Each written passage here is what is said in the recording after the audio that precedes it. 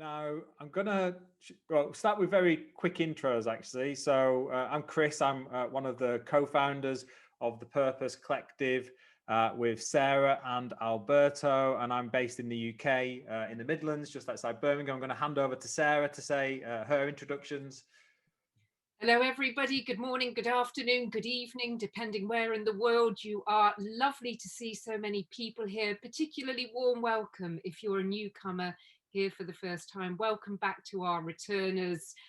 Delighted to have Carla with us, and I'll hand to Alberto.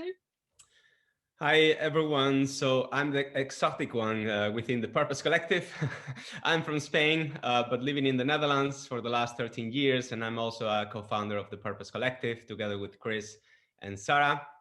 And yeah, today we have a guest, Carla Henry. She's gonna lead this conversation about purpose and share very inspiring things with us about values and purpose. So just a little introduction how we got to meet actually with Carla. So Chris and I and Sarah and I, we're busy already for almost for a year running these sessions. And suddenly before Christmas we got an email from Carla saying, hey guys, I found about the Purpose Collective, and actually I was about to launch my business, and the name of my business was the Purpose Collective. And she's based in Singapore, and we got that email, and she was asking to have a conversation with us and to get to know each other, and that's how everything started. And a couple of months later we are here, and she's hosting one of our conversations about purpose, and we are very happy to have her. So I just wanted to introduce her in this way. And Carla, the session is all yours. Thank you for being here. Thank you. Thank you all so much for having me. And we were just sharing in the chat beforehand that I didn't know when I reached out to Sarah, Chris, and Alberto how they'd respond. I'd put all this investment into building my website and thinking about what I wanted to create. And then I literally just Googled, I'll just check that, there's no purpose collectives like me. And then I was like, they weren't there when I registered my domain a while ago. I hadn't noticed them. What should I do? Should I stay on track, or I should just let them know that I'm their name neighbor? And they were very collaborative and lovely and kind of welcomed me into the collective. So I'm really happy to be here today running this session. And as I said, I'm based in Singapore, British originally, but lived out here. This is my 10th year, which is kind of scary to be here for that long, but here we are. And I just thought I'd take some time today to share a little bit about some work I do around values and purpose. Some of you might be familiar with Barrett Values Centre work. If you are, please just join in and collaborate with it and just share your experiences. But if not, then this will be the quickest I've ever run an intro to Barrett Values. So you may feel incomplete, you might have questions at the end, and I'll send you some stuff, and you're more than welcome to kind of follow up if you're kind of left a little bit hanging. And during the session I'll share everything, so you don't need to worry about taking notes. And I'm going to share my screen now and just share a little bit about what we'll do today. So I've structured the session with me trying to talk as little as possible. So I'll just give you a little bit of an overview about values, beliefs, behaviors.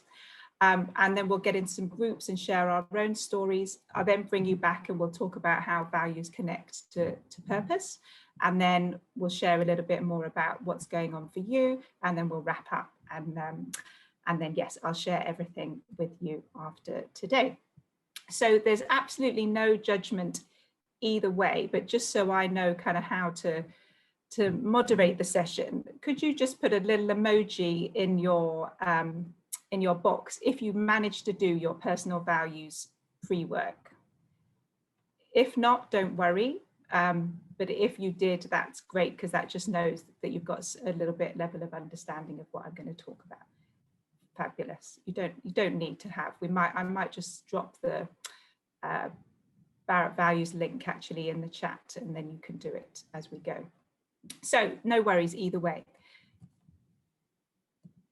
Okay, my slides are frozen. Okay, so I love this quote, which is by a Zen teacher, author, lady, which is, without inner change, there can be no outer change. Without collective change, no change matters.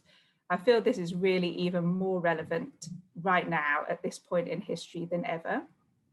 And so part of the work I do, I've always worked in change, but the longer my career has gone on, the more important to me it is to support individuals through change, especially individuals in organizations. Because I think, you know, when we talk about change, we often forget that organizations are simply a collection of human beings all going on their own journey. So why start with ourselves? Because purpose and values are really personal. And actually, when people change their beliefs and values, that's when their behaviors start to change. So kind of today, I'm going to ask you to really think about yourself and your own beliefs and behaviors and values. But hopefully, you'll also take away some things that would be helpful to your organizations and the teams you work in as well. So I always say, when I do this in organizations, the more senior you are, the more, as Spider-Man says, with great power comes great responsibility. I think I've said that right. My two boys would be very upset if I haven't. And, you know, so your leadership beliefs and behaviors really impact employee behavior and therefore group culture and group behavior. So I'm sure that's nothing new to all of you, but that's kind of underpins the philosophy of all of this. And I think even more, I'm sure, again, lots of you know the work of Dan Pink in terms of, you know, what really motivates us and what motivates people, the three things of autonomy, mastery, and purpose. Because, you know, actually, as employees and just general citizens, we have survival level needs. We want to be rewarded fairly. We have relationship needs. We want to work in environments where we can connect and belong. Self-esteem wise, we want to know that we're making the best use of our skills and being able to master our talents. And then, you know, as Maslow would talk about, kind of, we want to really self-actualize, get to a place where we can be free to make choices, have courage to step into our fullest potential. And then the Barrett work kind of takes Maslow's hierarchy of needs and extends it out and says that actually we really do also want, even more now than ever, to work for organizations where we can align our own purpose with a higher purpose that we can contribute to. So that's kind of little bit of the backdrop. So as today, we'll talk about your beliefs, your behaviors, and your values. And the work of Barrett, we talk about values as being a shorthand code for what we believe and what we behave, how we behave. So today, I'm going to get you to think about your beliefs and your behaviors. I'm going to also get you to challenge your beliefs. So ask yourself, are your beliefs things that you really believe? Or are they maybe things that your parents believed or that people said you should believe? And are they beliefs that are still current? Or are they things actually you might want to swap for other beliefs? Because our beliefs are the root of our behaviors. And if you did your report, you'll see that you have a bit of a profile that'll show you positive values and maybe potentially limiting values. So if you had any potentially limiting values on your report, I really love you today to just think about maybe swapping some of those limiting values for some more positive values. And I'll talk a little bit more about that as I go. So everybody's values are different because we all value different things. So if you did your report, it will look something like this and probably completely different to this. So you'll have some blue dots. And if you've got any white dots, that is where I want you to really kind of deep dive and say, actually, is that something that I really need, or is it something that might be holding me back? And if you did your reports, this is my super quick intro to it. Hopefully it makes complete sense, but you have your top 10 values on the right-hand side. It will correspond to an area, and then that maps onto your picture. So hopefully you can see where your values profile at. So let's get into talking about you. What I want you to really do is to choose a value from your report. If you didn't get to do a report, it doesn't matter. Just think of something that you really value. And actually, let me share with you. Here's some examples that you of some values. You might have one that's not on this list, but just think of something that's really important to you in life that actually it's really hard for you to not have that in your life. I'll come back to that in a minute.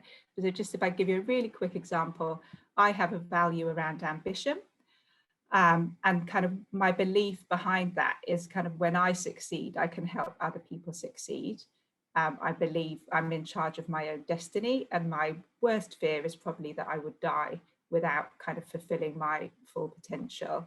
And I believe that everybody can fulfill their full potential. So how would I live that value and that belief? Well, I set goals, I work hard. I hope that I work hard to help other people also dream big and deliver. So there's a real kind of hopefully positive side of having that value. There's also a dark side of that value. So people who know me well will know that I can easily get frustrated with people who lack ambition, because it's something that I really value. It can also be the territory of where I find things that are also my biggest source of triggers and challenges in life as well. So as you reflect, I want you to do similarly. I want you to think about your value. What other beliefs and mindsets you have, because you might have ambition but have completely different beliefs and mindsets underneath it. And then your behaviors, how would I see you living that value, both the good side and the dark side of you living that value. So we're going to get you into breakout groups and to just get you chatting about those things. If you want to take a picture of this slide, if you're someone who likes to have that to refer to, please do that, just so you've got it. I'll give you a couple of seconds to do that. Ready for your conversations. And then in breakout groups, we're going to ask you to think about what is your top value. You probably only have time to talk about one today. Why is it important to you, and what are your beliefs? And how would I see you living this? What would be the light side of it and the dark side of you having that value? Perfect. Okay, so everybody, video's on. We're going to open the rooms and we shall see you back in 15 minutes. Welcome back, everyone. Nice to see you all back. So I'd love if in the chat, if you're willing to share what was your top value and your belief and your behavior. You don't have to, but if you're willing to, it'd be really nice to get some collective sharing, and maybe just how was sharing your values with each other.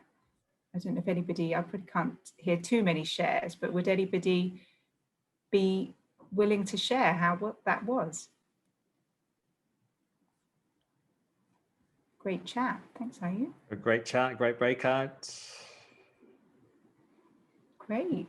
Brilliant. Well, go for Would you like someone to share? Yeah, I would love to hear. Yes. Kenta, I'm always like ready to jump in, but I don't want to be the one that like does every time. But no, we had a great talk. And like, you know, it's just always so interesting when people put their hearts out, you know, like that in the breakout rooms of this Purpose Collective. It's fabulous. But we had mavericity, environmental awareness, and for me, it was not wasting time. And then when I described why I don't like wasting time as a value and a belief, and then the work that I do, it's the idea of when you're in a source that's not trustworthy and you've wasted all that time doing the research on an untrustworthy source or reading an article that's untrustworthy, et cetera, or talking to people that, you know, maybe are lying to you. You just have the feeling of that you just wasted your time. Right. So my value is to just be fluent more with the fluency of that which is trustworthy, if that makes sense in terms of connecting it to time.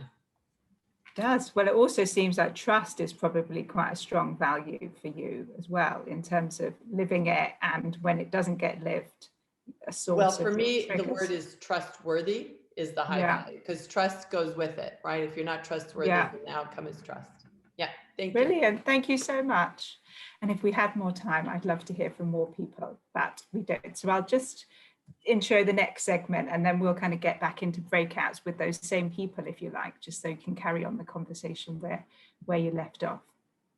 So we were having a nice conversation in the breakout while you were in your breakouts, and we were talking about just some of the things we're hearing in the purpose world.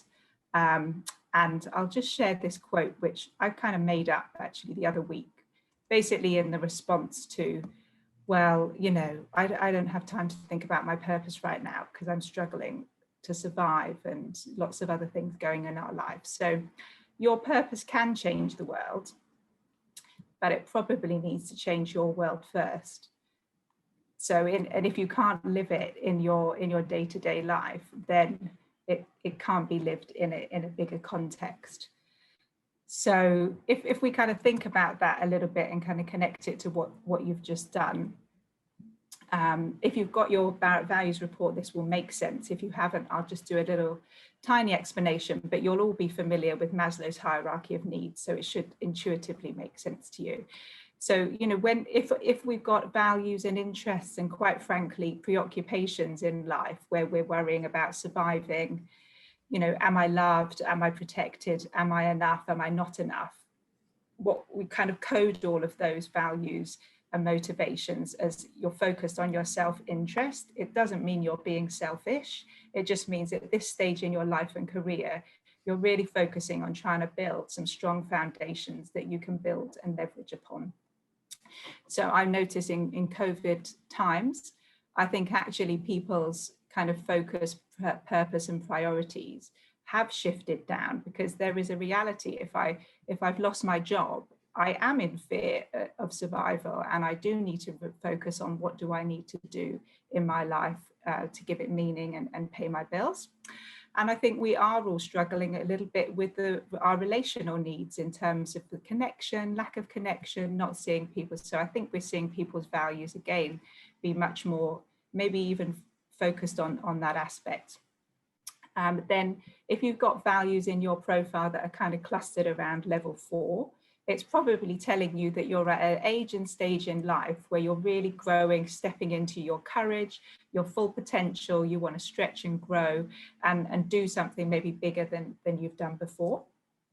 And if you've got clusters of values kind of around the common good, 5, 6 and 7s, you know, it might be suggesting to you that actually you've got a lot of good, strong foundations at the bottom that you now feel you can build on. You want to make an even bigger difference to teams, families, organizations, society, whatever it is for you. But that without some good, strong foundations, you know, you often hear people who've got these really big dreams, goals, ambitions, purpose, but they can't pay their bills, and therefore how will we really achieve our full potential in that common good space if actually we're not financially viable? And doing well and doing good, I think, is important for individuals as well as organizations. So hopefully that at a concept level makes sense. And as you kind of look at what's important to you in life right now, it might give you a bit of an indicator in terms of why you're doing what you're doing and where your purpose might be. So let me just skip on. I'll send you out all of these slides. I won't go into too much detail here in the interest of time, but there's a little bit more detail behind what you might be focusing on depending where your values are profiling at. So if that's just a little bit of context to where your purpose might be, what I'd love to get you into you can continue the conversation with the same people because they sort of know you a bit now. So why are you doing what you're doing at this stage of your life? What's your sense of your why? And given that conversation about values, how do you see that connecting? Okay, so I'm going to open the rooms. I think we had a couple of people join us sort of partway through. So if you're not assigned to a room, I will assign you as we go. So I'm going to open the rooms. Thank you. So how was that breakout? What I would love to know, what does magic and bumblebees mean, Nicola? Would you be willing to share? Well, there were two words that I took from my co-conspirators, Naomi and Stuart. So Naomi brought magic and Stuart right at the end brought bumblebees. And we were just talking about this connection to our purpose, but connecting to ourselves. And they were two words that I'm going to take away from from today's session, just to anchor what we've experienced. Nice, thank you. Thanks for sharing. It'd be great to hear from another group. How was that conversation, and what are you doing at this age and stage of your life? I could pick on people I know, and there's only 3 people I know, and you know I know you, so I might pick on Juliet because you're smiling at me. What does you chat about in your group? Oh, it's just a wonderful conversation. And so we all have very, very similar purposes around helping people to shine and I guess be their authentic selves. And then the really spooky thing was we discovered we were all from the same part. We have a connection to the same part of Scotland in the northeast, in Aberdeen, and that was really spooky. But it was a wonderful conversation. Fantastic. Oh, that's great to hear. Jules, you know I'm going to pick on you because I haven't seen you for years and I'm seeing you on this call. How was your chat? It was good. I have a fairly bad connection, so I don't know whether can you hear me okay? Yes, beautiful. Yeah, it was it was interesting. I think we're at different slightly different stages. I think that the 2 guys who I was speaking to, Tanya and Andrew, both doing well at the moment and exploring various parts of their careers and progressing, whereas I feel like I've regressed a little bit, and I was saying I'm back in my 20s because I'm very much in the self-interest zone at the moment. So it was really interesting to hear different people's perspectives on where they're at. So yeah. Fantastic. Thank you, Jules. Well, I hope that you all took something useful away from today, even if it was just a bit of space to kind of think about yourself and your Simon Sinek golden circle in terms of why, your how, and your what. And if anybody wants to follow up or needs any extra help, please do reach out to me and I'll send you all the things we've used today and a couple of other articles that might be useful, and look forward to seeing you at another event. Thank you so much for having me. Thank you so much, Carla, for joining us, and thank you for a great session. There you are, as our neighbour is how I think you put it. So we wish you all the best with taking forward your Purpose Collective, and thank you for helping us, in particular, I think, make that link between inner change and then collective meaningful change, and catalysing some wonderful conversations. So thank you very much, Carla. I hope you enjoy your glass of wine. We're in Singapore now. And I'm just going to give you the heads up, folks, on another couple of sessions that are coming up. And we really hope to see you at these sessions. So a little bit further out in time, on the 15th of April, we have John Rosling from Contextus joining us to talk us through a tool that he's developed about measuring purpose. So if you're in an organisation or work with organisations that like putting numbers on impact, this could be the session for you. And John will talk in particular about how an uplift in well-being and performance through purpose is there for remote workers in particular. And then a little bit closer in terms of time, in 2 weeks' time, on the 25th of March, I'm going to be leading a session around purpose and storytelling.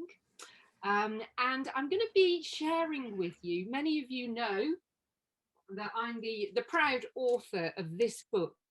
The book is 68,000 words, and there was lots of things I had to cut out and couldn't include, including a couple of stories about purpose at an individual level and an organisational level. And so we're going to be taking a look at those 2 stories and how stories, a well-crafted story, can include instructions for living and leadership. So there's a couple of stories coming up in 2 weeks' time. It's at the same 10 a.m. UK, 11 a.m. East Central European time. So we hope to see you there. Thank you for coming today. Thank you to Chris and Alberto for hosting here. And again, thank you, Carla, and thank you to each and every one of you for coming. Enjoy the rest of your day.